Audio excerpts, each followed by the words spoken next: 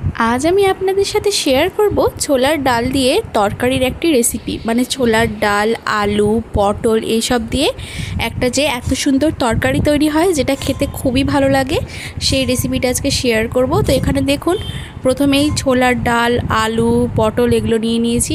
তারপরে পেঁয়াজ, তেজপাতা, শুকনো লঙ্কা ওগুলো আমরা এক সাইডে রেখেছি। আর এখানে মিক্সিতে আদা, তারপরে দারচিনি আর রসুন নিয়ে নিয়েছিলাম, সেগুলো কিন্তু মিক্সিতে ব্লেন্ড করে দেব। এবার কিন্তু একটা চাটুতে বা প্যানে আর কি আমরা সর্ষের তেল নিয়ে নিলাম। সর্ষের তেলে কিন্তু প্রথমে পটলগুলো সুন্দর করে কিন্তু আমরা ভেজে নেব। দেখুন একে একে সবটা পটল দিয়ে দেওয়া হলো। এবার পটলগুলো কিন্তু খুব সুন্দর করে ভেজে নিতে হবে। একদম কড়কড়া করে যে ভাজতে হবে তার কোনো মানে নেই, হালকা করে সুন্দর করে আর কি ভাজলে পারেই হলো। তো দেখুন আমরা কিন্তু এভাবে পটলগুলো নাড়াচাড়া করতে করতে সুন্দর করে ভেজে নেব।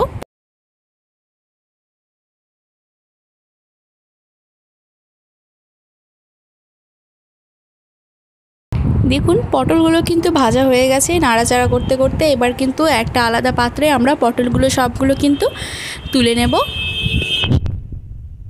এবার সেম প্রসেসে কিন্তু আমরা আলুগুলোকেও কিন্তু হালকা করে ভেজে নেব।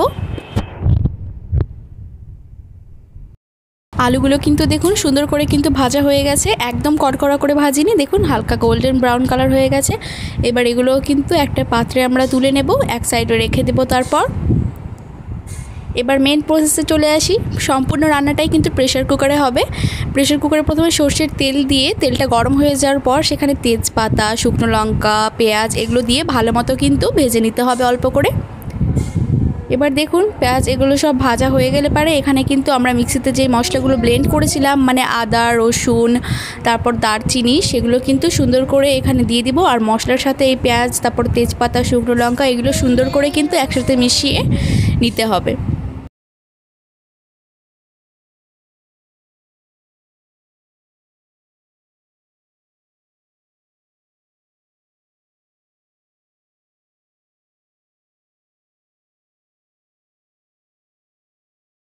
এবার কিন্তু ছোলার ডালগুলো আমরা এর মধ্যে দিয়ে দিলাম। ছোলার ডালগুলো কিন্তু সুন্দর করে ধুয়ে প্রায় আধ ঘন্টার মতো ভিজিয়ে রাখা ছিল, তারপরেই কিন্তু আমরা এর মধ্যে দিয়েছি। আর এগুলো একসাথে মিক্স করার পর সামান্য একটু জল দিয়ে জাস্ট একটা সিটি দিয়ে দিলেই কিন্তু তৈরি হয়ে যাবে আমাদের এই ছোলার ডালের স্পেশাল তরকারিটা। আর হ্যাঁ, তার আগে বলি আলু পটল এগুলো তো দিতেই হবে, তো দেখতে থাকুন। এবার কিন্তু আমরা লবণ দিয়ে দিয়েছি এর মধ্যে পরিমাণ মতো।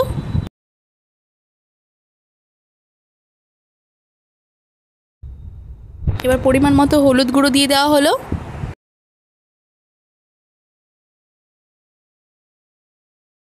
এবার দিয়ে দেওয়া হলো পরিমাণ মতো কিন্তু অল্প পরিমাণে আর কি ধনে গুঁড়ো। এবার আমরা আলু আর পটলগুলো যেগুলো ভেজে রেখেছিলাম সেগুলো কিন্তু এর মধ্যে দিয়ে দিলাম।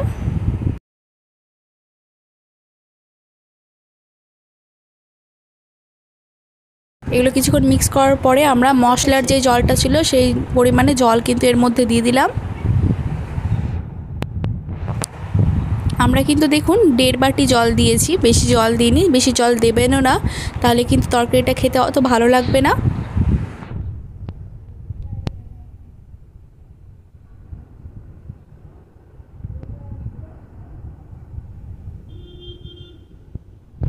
এবার কিন্তু আমরা সামান্য পরিমাণে, কিন্তু একদম সামান্য পরিমাণে দেখতেই পেলেন, এর মধ্যে চিনি অ্যাড করলাম।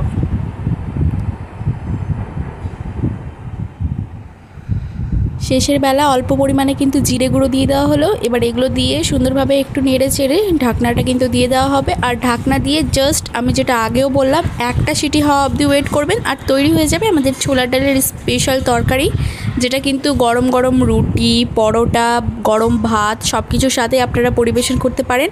আর লুচির সাথে কিন্তু এই তরকারিটা মানে একেবারে বেস্ট, মাংসের স্বাদকেও হার মানায় আর কি। না, মাংসের স্বাদ তো মাংসর কাছে, বাট এটা লুচির সাথে খুব বেশি পরিমাণে মানায়। তো বন্ধুরা প্রেশার কুকারে ঢাকনা দিয়ে দিব আর একটা সিটি হওয়া অবধি ওয়েট করব। দেন দেখুন একটা সিটি হয়ে গিয়েছিল, তার কিছুক্ষণ পর প্রেশার কুকারের ঢাকনাটা খোলা হলো। একদম তৈরি হয়ে গেছে পারফেক্টভাবে, একেবারে বেশি কোনো ঝঞ্ঝাটের একদম কোনো ব্যাপার নেই। দিয়ে দেখুন একটা পাত্রে এটাকে ঢেলে নেওয়া হলো।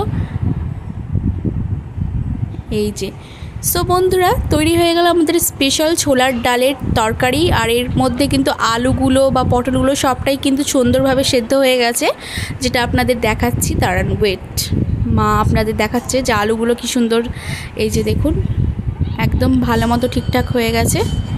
তাহলে আর দেরি কিসের, আপনারাও ঝটপট বাড়িতে তৈরি করে নিন ছোলার ডালের এই মজার তরকারিটি।